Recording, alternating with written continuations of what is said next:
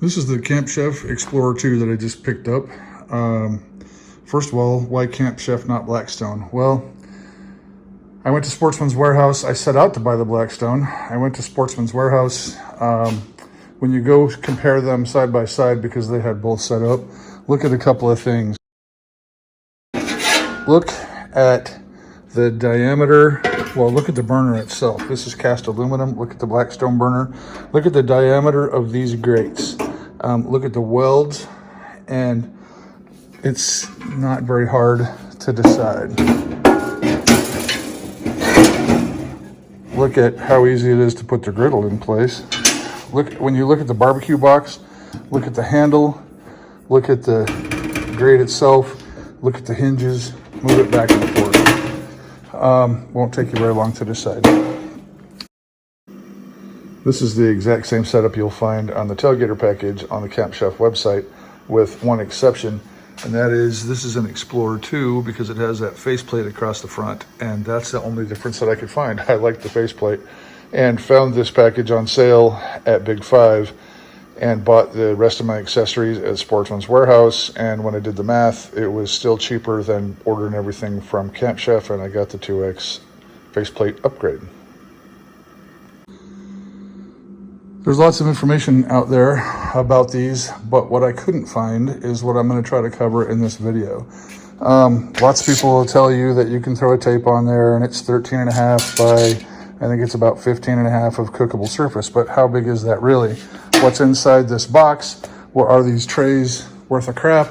And how will this thing cook? You don't need to know how well I can cook. What you need to know is how well this thing can cook. So hopefully I'll be able to demonstrate that.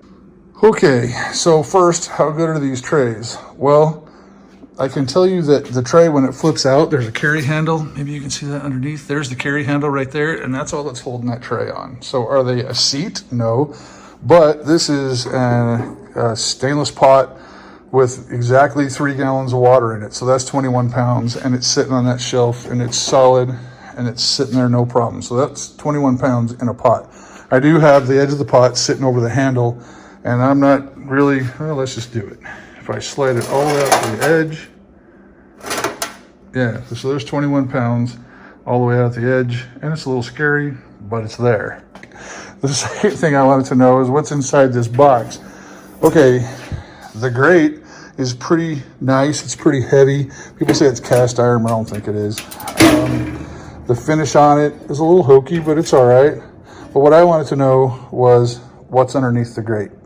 So what's underneath the grate is this heat diffuser shield, and it's pretty and it's shiny, and it ain't gonna stay like that for long. The good news is everything kind of runs down to the center, but there's no hole down there for grease to drip out. Everything is gonna collect right there in the center, and that'll probably have to be cleaned before you put it away after a long camping trip. But I'm cool with that, and it's gonna get dirty, and that's why I bought it. But clearly that should be a soup can, not a pop can. But in theory, it looks like it's gonna drip down in there. So we'll see what happens. What I wanted to know is how much food can you cook at one time? So here's how I figured out how I could demonstrate this. So we'll just use pieces of bread. Think of these as pancakes or hamburgers. Everybody knows how big a piece of bread is. So in theory, I could cook 9+ burgers at a time on the griddle, or pancakes, or pieces of French toast. I doubt, although, that it would cook well clear out here on this edge, but you get the idea. You can make it work. How big is the barbecue? Well, let's use our bread example. So 9 pieces of bread all the way out to the edge. That's how big the grill is. And you know, a piece of bread is the size of a burger. Could you do 9 burgers on this? Yeah, you could. Or some burgers and hot dogs. Bottom line is I'm feeding 3, maybe 4 people at the most off this. Mostly it's just my wife and I on our 5th wheel. Sometimes we'll have one of the kids tag along because they're all grown. And this will be plenty for my needs. I wanted to see how long it took to boil 3 gallons of water.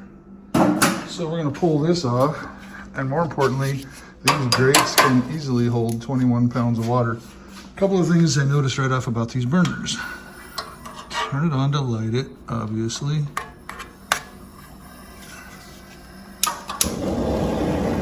it's on high, look, it's blowing its own self out. And yes, I did the air adjustment in the back. There isn't really orientation for anything on the front of this thing, but apparently up.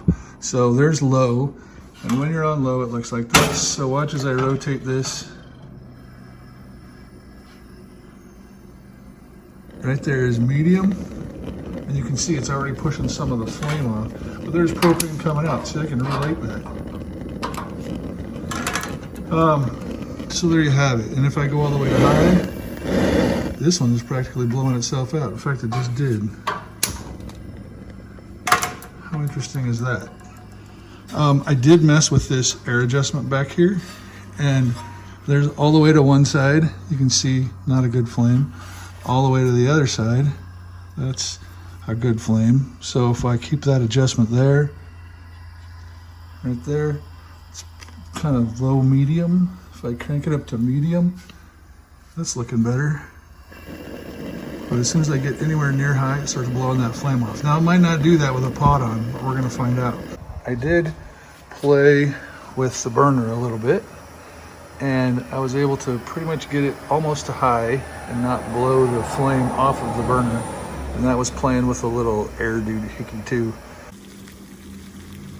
And here's the answer. We're at 55 degrees in the garage when I started, but I opened the door and it's cold outside, so I'm thinking it's more like 45 degrees in here. No wind. I'm at 2,700 feet, so at sea level it's gonna take longer.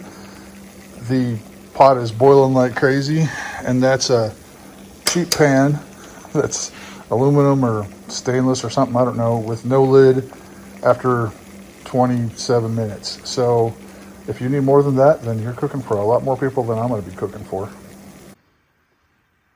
So now the question becomes, will it cook?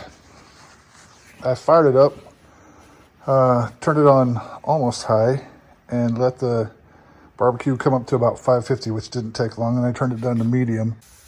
So I opened it just long enough to load the barbecue, and the temperature immediately dropped down to about 350, and at medium it's just slowly coming back up according to the hood thermometer. But it's smoking pretty good in there, so that's, yeah, those hot dogs are cooking quick. They haven't been on long. That is 3 third-pound burgers, and these are Nathan's Jumbo Franks. So apparently I could have waited to put those on. I'm going to try to keep everything in the same place pretty much while it cooks. And already you can see that that front corner is much cooler than this back corner. But that's on medium. Incidentally, I tried to season this grill. Smoked up like crazy over here. Never really did smoke over here. So I'm gonna have to play with that a little bit, but tomorrow we're gonna throw some food on and cook it.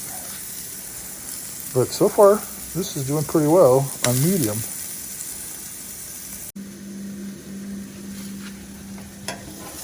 I said I was gonna keep the food all in the same place, but I lied, because this back corner right here looks much faster than anywhere else on the barbecue.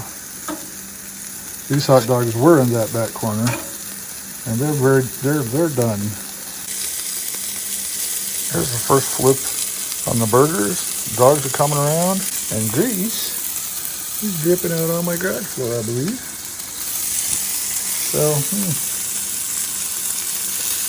but it's cooking. But those turn out good. Definitely, absolutely is hotter back here when I first started cooking. But now, you know, I don't know, it's still, yeah, definitely it's cooler down here, hotter down here, which is interesting. But it seems to be cooking pretty equally front to back, which is a good thing. Oh, this is getting right ahead. Okay, it's time to be done. Burgers seem to take about as much time as it would on a regular barbecue. So we'll turn her off and we'll pull these off and go eat them. I put the grill on medium for about 15 minutes, and then I put some oil on it, and it was smoking like crazy a minute ago. But you can see it's still smoking, which tells me it's way too hot. So I'm gonna turn it down to medium low and give it about 10 minutes before I put the bacon on and destroy it. So I let it cool for about 10 minutes on medium low, applied another coat of oil, and it still smoked like crazy. So I turned it down to pretty close to low, and you can definitely see that it's hotter right in there, and the rest of the oil hasn't burned off.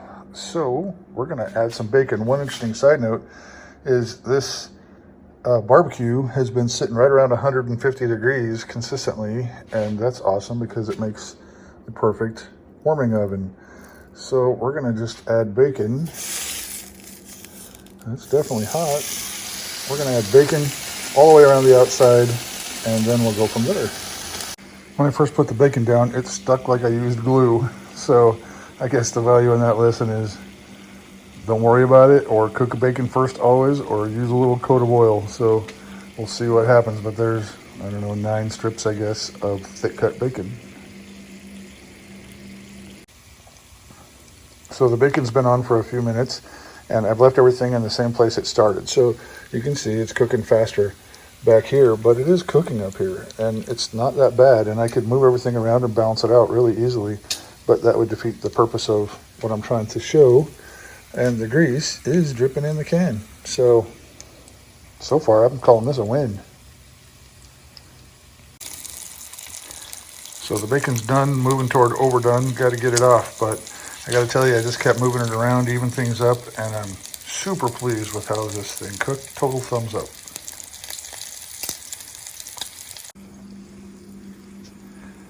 All right, so I pulled the bacon off, and I just poured the pancake batter right onto the nasty, greasy griddle. I keep calling this thing a grill. I'm gonna call it a griddle, and the bacon is in the warming oven. So we'll give these a minute, start bubbling up, see what happens. Those are 4 decent-sized pancakes, by the way. Big, actually. So there's the first flip, and yeah, it was a little early, but I didn't want to burn them and wasn't sure. What I'm finding is you got to mess with the heat quite a bit. Like as you pull food off, roll the heat down. As you add food, roll the heat back up, and it responds pretty quickly and pretty accurately. So I think I'm going to pull those 2 off and then flip these 2 to the back and keep this going. Okay, food's done, and it's in the warming oven. Overall, not super impressed how the pancakes went, but that's going to take some practice. At one point, I had a great idea of this grease catcher's working great, but I thought I'd sneak the grease out and put it back on the griddle. And you can see how that turned out. But overall, definitely total thumbs up for this thing. It's going to do just fine.